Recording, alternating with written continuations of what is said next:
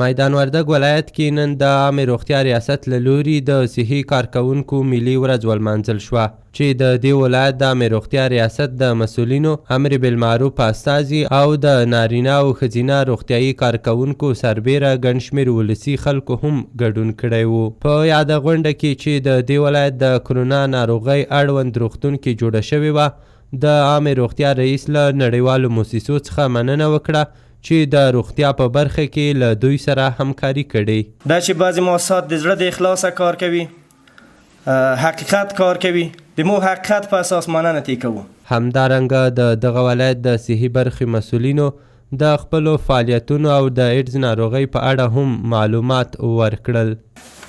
موږ اوس واویا شوراګانې لرو او په واویا کلینیکونو دپاره دي ده چې په دې واویاو کې شپږ څلوېښت ټرین شوي دي، تربیه شوي شوراګانې دي او دا لړۍ روانه ده. هر کال شپږ شوراګانې 50 به شي، بیا به په 50 کېږي او بیا به همداسې واویاو ته رسېږو. له خیره دغه شپږ څلوېښت یا 50 شوراګانې چې تر اوسه پورې ټرین شوي دي دا دغه سیستم ټول پیژني.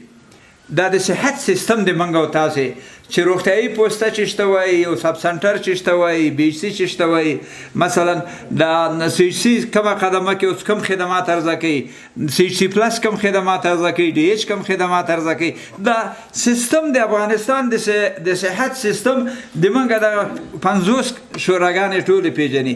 بل لور ته ډاکټرانو له ګډونوالو وغوښتل چې هر هغه څوک چې د ایډز په ناروغۍ اخته وي روغتیایي مرکزونو ته یې معرفی کړي. برای شما برادرای عزیز و همچنان خواهرای عزیز من یک پیام دارم. در موضوعات صحی، در موضوعات صحت کدام شرمی وجود نداره. شما لطفاً اگر کسی را میفهمید که مشکوک است به این مرض مبتلا است، اول خبرشان راهنمایی کنین، امرایشان کمک کنین به جای برسانینش.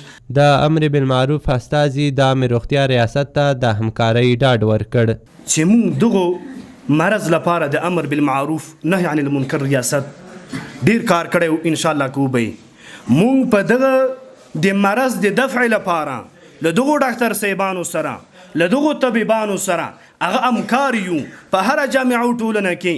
د روغتیایي کارکوونکو د هڅونې او د دوی د عامه پوهاوي کچې لوړولو په موخه هر کال په مرکز، کابل او ولایتونو کې د صحي کارکوونکو ملي ورځ لمانځل کیږي.